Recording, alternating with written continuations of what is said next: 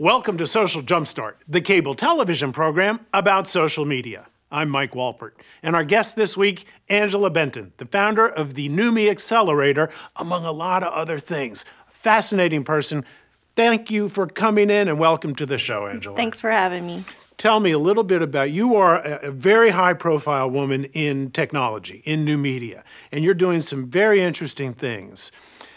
You were most recently featured on Soledad O'Brien's Black in America. You have been considered by Fast Company to be one of the top women in technology. Yep. And how does this start? How does a woman make it from North Carolina on this journey, wind up in San Francisco on a national stage?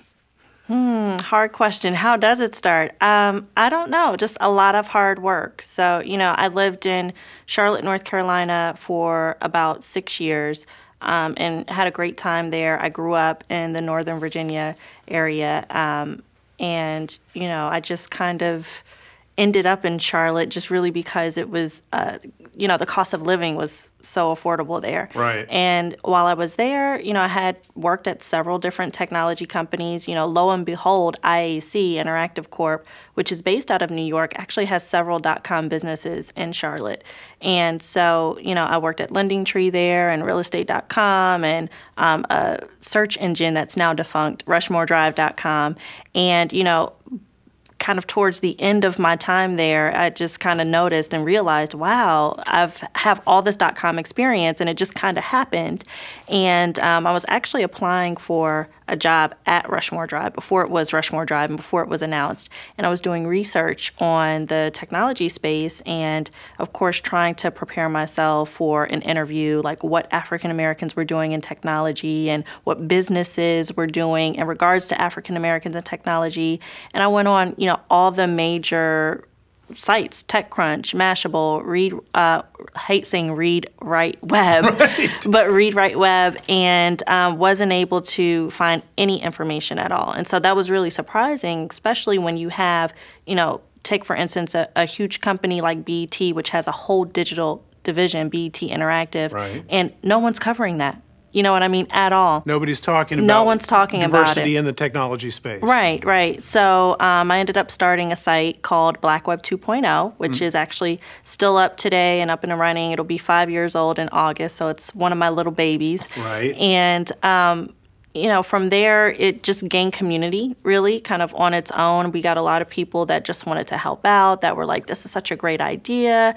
I wanted to start something like this on my own. And we just kept kind of churning out content and covering entrepreneurs, and then also covering what kind of traditional Black media is doing. So the BETs and the Ebony magazines and, right. Of the world.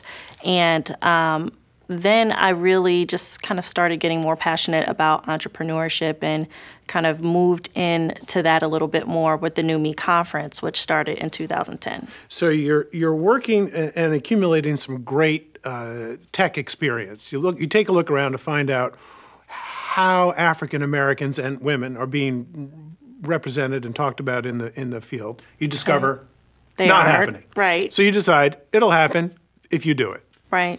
Now, what's the next step then? Numi Accelerator. Tell me a little bit about how that works and what that does for people. Sure. So the Numi Accelerator is a technology accelerator or incubator. A lot of people use the terms interchangeably for underrepresented minorities and entrepreneurs. So I'm defining underrepresented minorities as those who we don't see in the technology industry. So those are African Americans, Latinos, and women. And what we try to do is basically bring them into our program. It's 12 weeks long, and we have a welcome event, which kind of is like a benchmark, kind of where you are right now. And then we have a demo day. And throughout the 12 weeks, they learn from some of the top people in the internet industry, from Twitter, Facebook, Google, just from Tagged, all over the internet industry. I think every time I think about it, we're so blessed to have so many people really support us and get in and come in on their time off and talk to the founders and everything. So we have mentors from some of those companies, and they come in and do speaker dinners. I talk to people about what you do so I can find out a little bit more about what you do. And the feeling seems to be man, I'm glad she's doing that because that needed to be done. And so what you're really doing with the Numi Accelerator, and if the distinction, I think, between an incubator feels a little bit longer term and an accelerator feels like a launch program. Yeah. So you're taking people who might struggle or die on the vine or not get it and really putting them right not in a bad way, but in the pressure cooker. Yeah, yeah. Time to play. Yeah, definitely. So when we actually did the Numi conference in 2010, we structured the whole conference. It was about a day and a half around 3 key things, and that was access to early stage capital, which is a given. Everybody kind of talks about how minorities don't have access to early stage capital, friends and family round. So, that was one piece of it. But the other 2 pieces that no one else was really talking about was mentorship and an infusion into the network here in Silicon Valley. And that actually directly affected the founders' belief that they could actually be successful in the technology industry just because they felt so disconnected. So the only way to actually counter that is to come to Silicon Valley. Right, because you can't fully plug in if you're in Des Moines. Right, it's Charlotte, hard. Even Charlotte. Right. I mean, just progressive part of North Carolina. Yeah. So by bringing people here where it's all happening, everybody needs the capital to get started. That's a given. It's a business. It's going to take some capital. But in the tech world, you need to really plug into the source. Right. How's the reception that I've heard has been so people are so grateful that you're doing that. Are you finding that people are really excited about teaching others and mentoring others? Yeah. So when, Wayne helped me organize, the first session, and he's in Raleigh, North Carolina, and I'm in Charlotte, and we're planning the whole thing in 3 months' time and don't even really realize the magnitude of, kind of what we're doing. But when we were reaching out to folks, it was really interesting because nothing like this exists. So we weren't sure what kind of feedback we were going to get from people, if people are going to be like, no, I'm busy, or if people were going to be really excited about it. And we did not get anyone who did not want to be involved. Everyone was really excited about it, to the point where the responses that we were getting back were like, oh my God, yes, count me in. And then we worked out all the details later. So we got a huge warm reception here in Silicon Valley. Well, it's interesting, too, because race in America often is something that people don't want to talk about. Right. Who's ever on the hot seat. And I don't really feel like that, or, this is something that everybody does kind of, a lot of people do kind of stay away from. I think it's possible that here in the Valley, since so much of how you're judged and how you get along is based on what you do. Right. Not who you are in a lot of places, not even where you came from. Right. You might have just come from MIT or Stanford. But if you're not doing it, you're not staying at Facebook or tagged and creating new stuff. So is there a little bit of an aha, oh, that's a good idea, and it's just let's plug these people, these new entrepreneurs in addition to bringing fresh blood, fresh ideas, new people? Yes, in a way. But I do definitely still think that it takes a lot of warming up from what the status quo is here in Silicon Valley. So, if you are from Stanford and if you're, from, an Ivy League school, people are more open to you. You have credibility here. You know what I mean? At least versus someone who is not. It's interesting. I was on a panel at Andreessen Horowitz, and all of these really, really successful women were on the panel. All went to Ivy League schools, like the CTO of Cisco, Marissa Mayer at Google. And the smartest woman on the planet. Exactly, and me. and so we're talking about, Marissa's talking about how she is, a very analytical person, and she was trying to figure out what college she was going to, and so she had gotten into the habit of doing matrices. And she has all the top schools and, what's good about them and what's kind of bad about them, and is making her decision. And coincidentally, she used that same method to figure out if she wanted to go work at Google or another startup. And I'm sitting, right next to her. My story is completely contrast from that.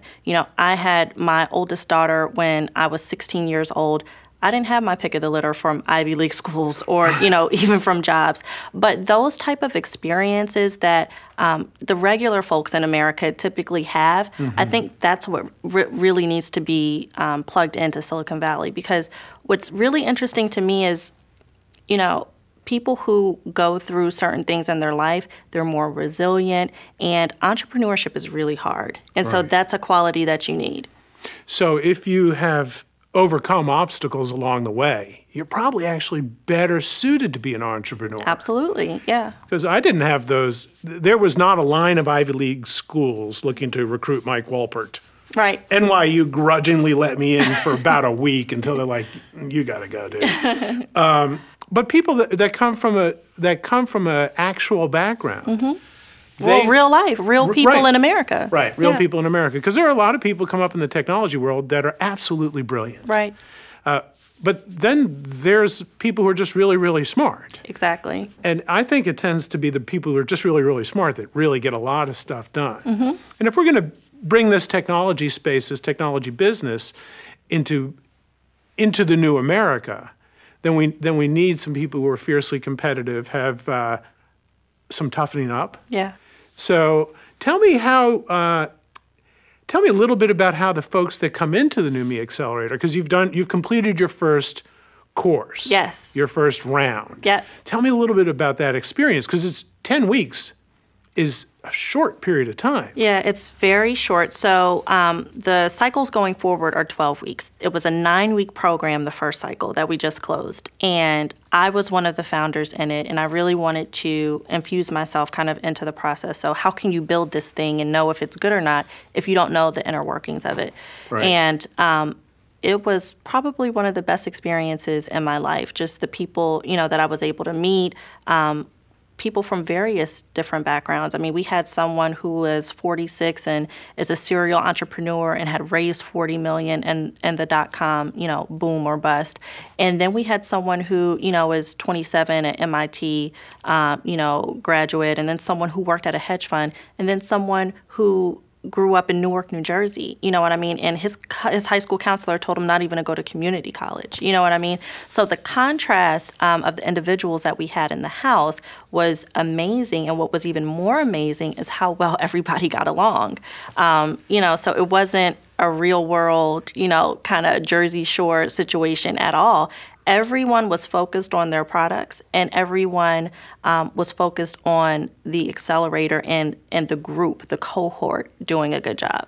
So, and when you refer to in the house, these folks literally. In your program literally live in the house. Yeah, yeah. So it's like a reality TV show without all the bad acting and right. and misbehavior. Right. So you really get up in it and get in personal with everybody. Yeah, that's what's different about the Numi Accelerator is it's immersive. It's co-live and co-work. So it's for 9 weeks or 12 weeks, it's really, really intensive. These people become almost kind of like your family. Right.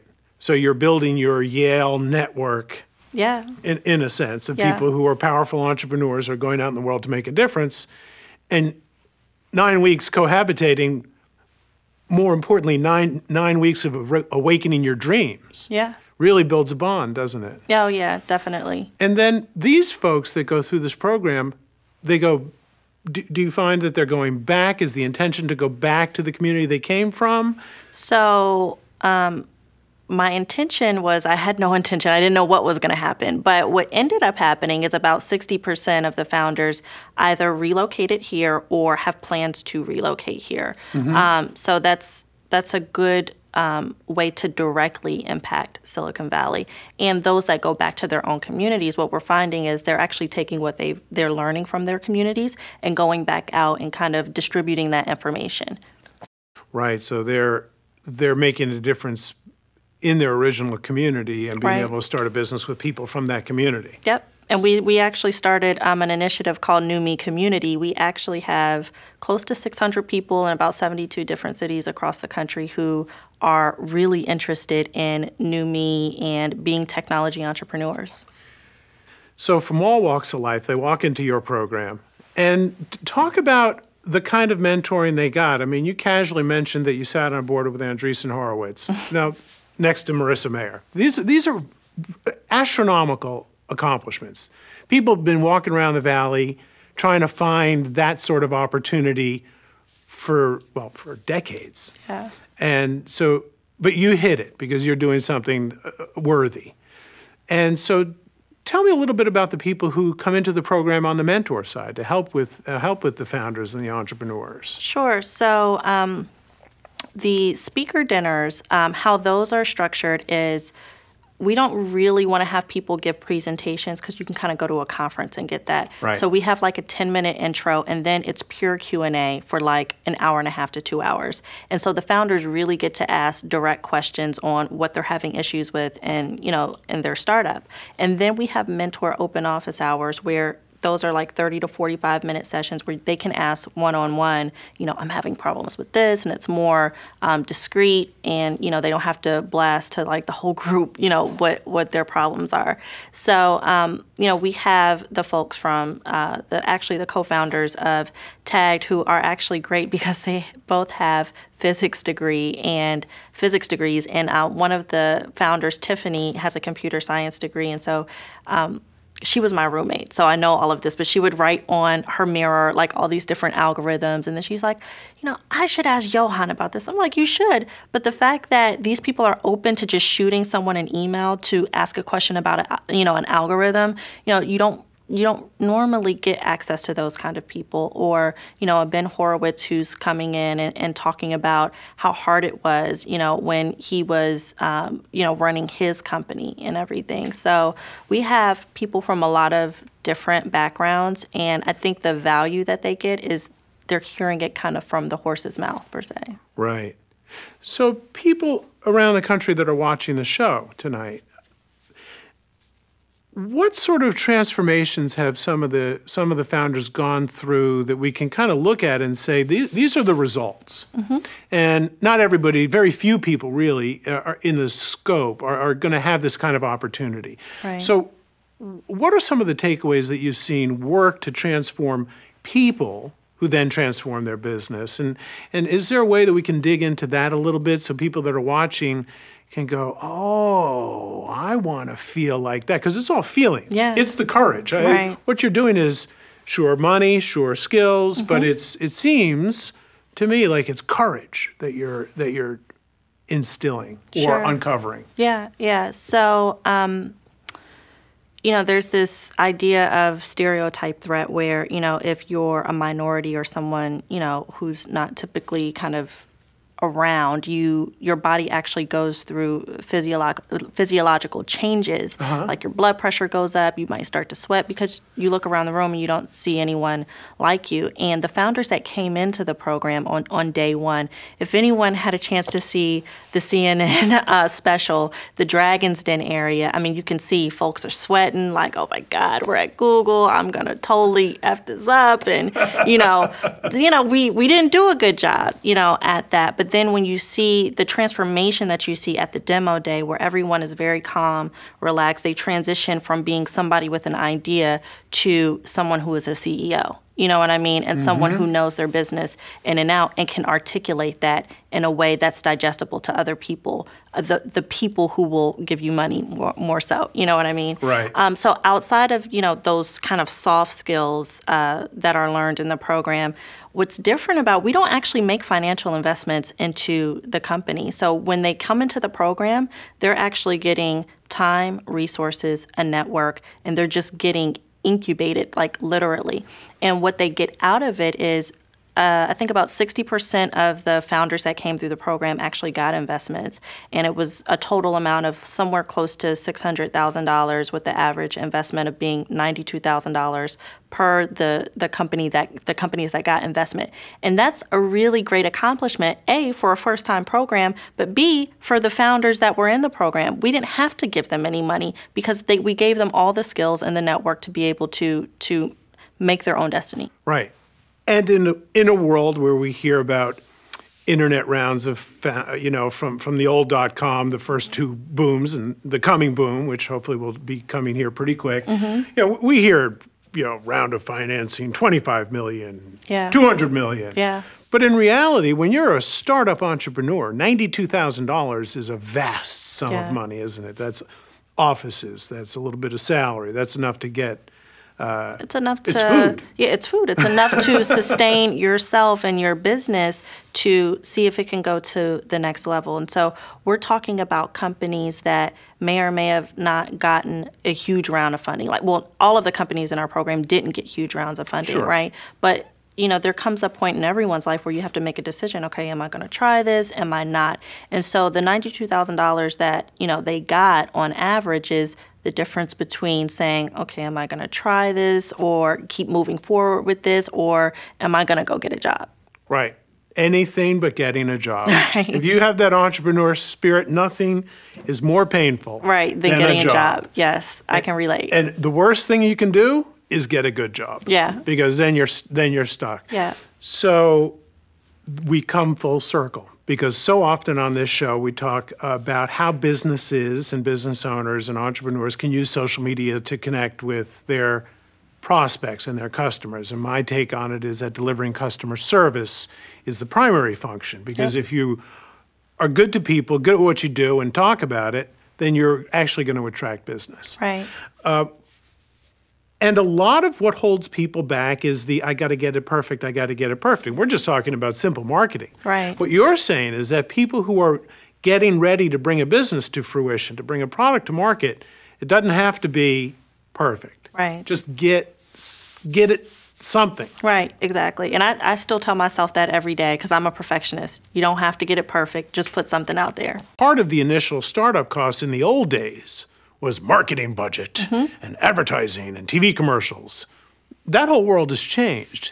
Can you talk a little bit about how some of the founders that you've worked with are embracing social media to really begin to spread the word and connect with customers? Right, sure. Well, all of the founders embrace social media first and foremost. It's like, like you said, in the old days, you had to have a huge marketing budget, and it was TV and it was radio. And the beautiful thing about social media is it really disrupted that. You don't need a lot. You need a Twitter account, you need Facebook, and you need to just talk to your customers.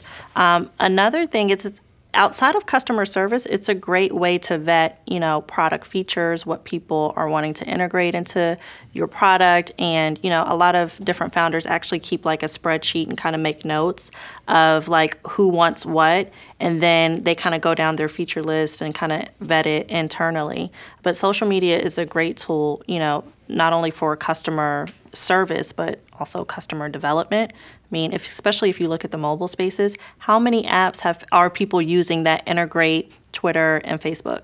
All of them. Right. So you're finding that these founders are leaning on social media.